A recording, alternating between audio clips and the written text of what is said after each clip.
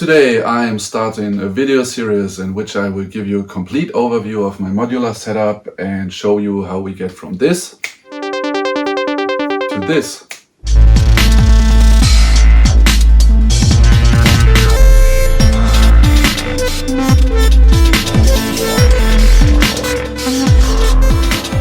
I keep getting questions, especially about my live setup, and would like to give you an overview in a small video series, because a single video, in my opinion, would probably go beyond the scope and would simply be far too long.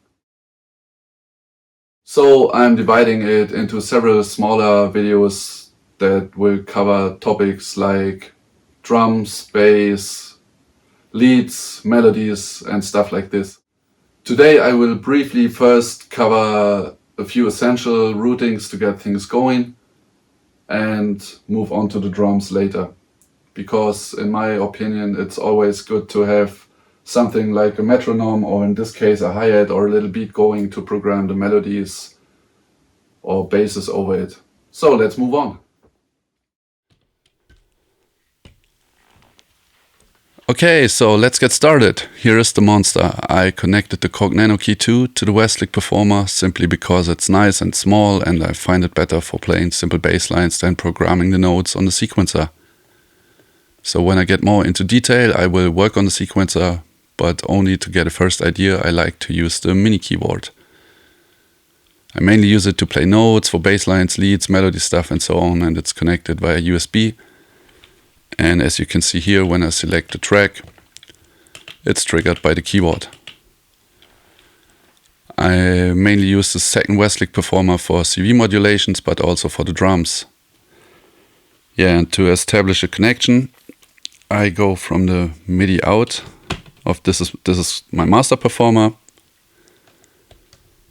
and I go from the MIDI out to the Expert Sleeper's Select Bus module.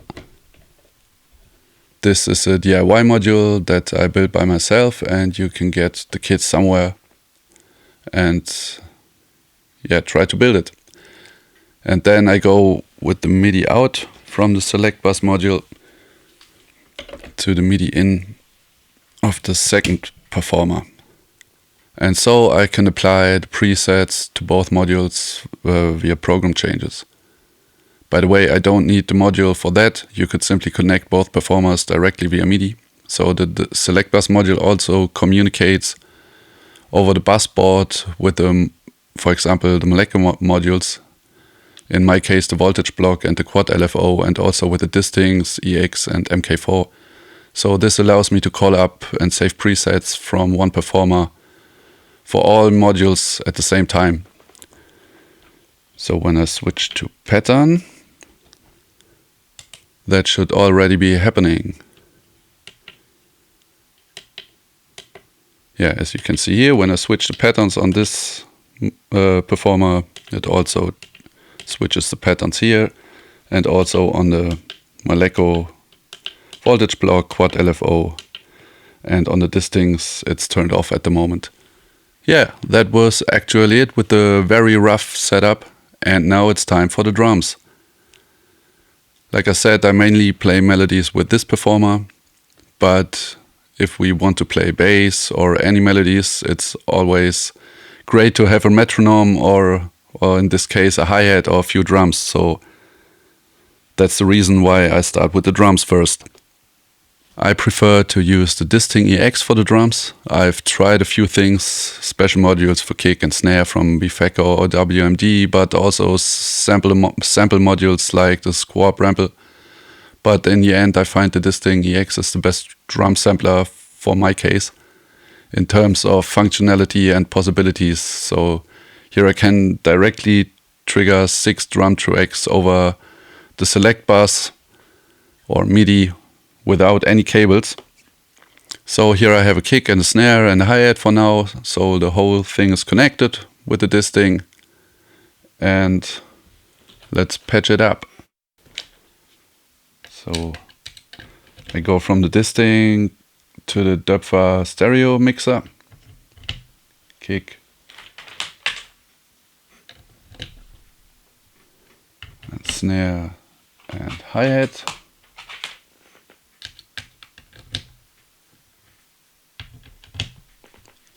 Okay, and then in the end it goes from the stereo mixer to the Happy Nerding stereo out module.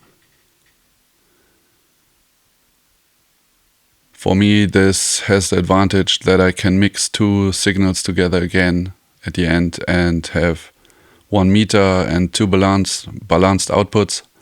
Since all the mixers that are available have never really suited me, I have put together my own mixer with 8 stereo inputs, sense, low cut, sidechain, compressor and master module using several modules. But I will go into that again in a later video. Now let's move on to the drums. Let's use a MIDI to control the disting on the hi-hat. Here I have programmed some gates. Maybe too much.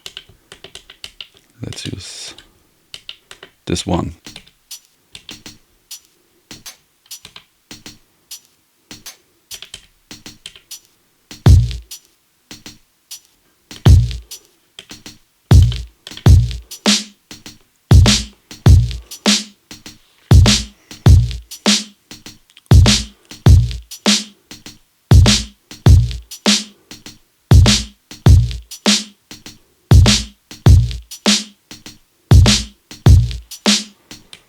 The cool thing is that we can use the notes here, for example on the hi-hat, to trigger other samples. So for example, let's use this one.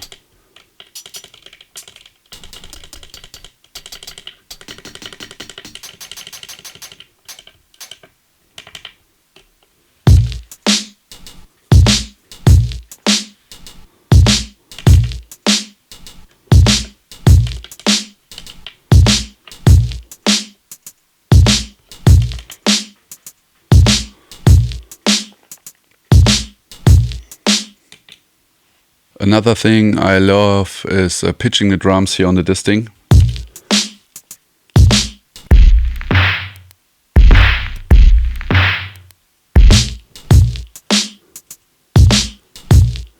Yes, and then I really like using the voltage block here from Modular. Wait a minute.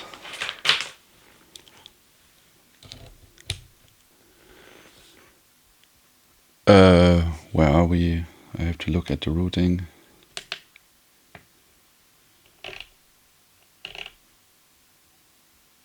Transpose. Fill. Input 2.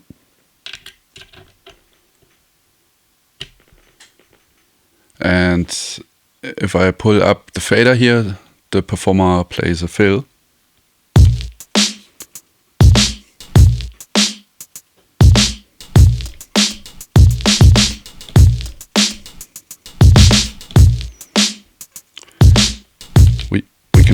We can change the intensity here, for example, for more kick drum in the fill and more snare.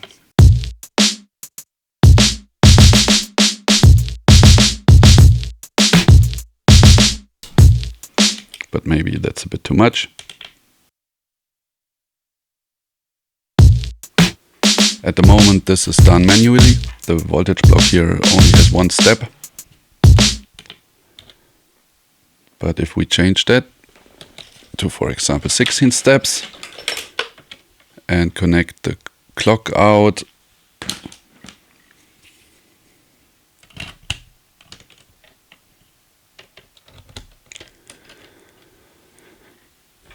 in one of the next, normally I will connect this, what's the name, multiplier to the clock, or let's do it now.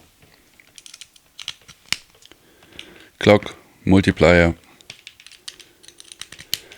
because I need more clocks for the LFOs and effects. And now we go to the voltage blocks, clock in. The voltage block is running and we can program a fill somewhere here.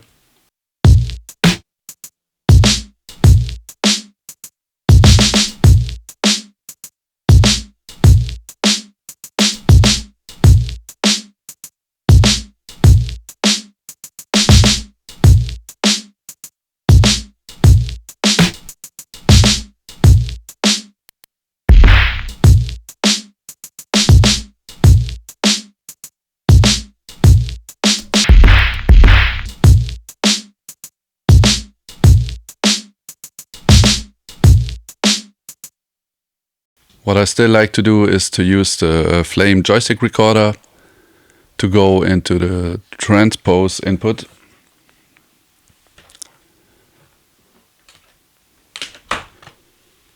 Of the master performer and pitch the drums, so I can pitch the drums up and down. I think it's on number 4, routing page.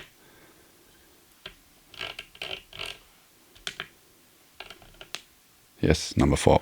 So now we, when I connect it to melody instruments, I can pitch the octaves up and down, for example, and in the case of the drums, it changes the samples.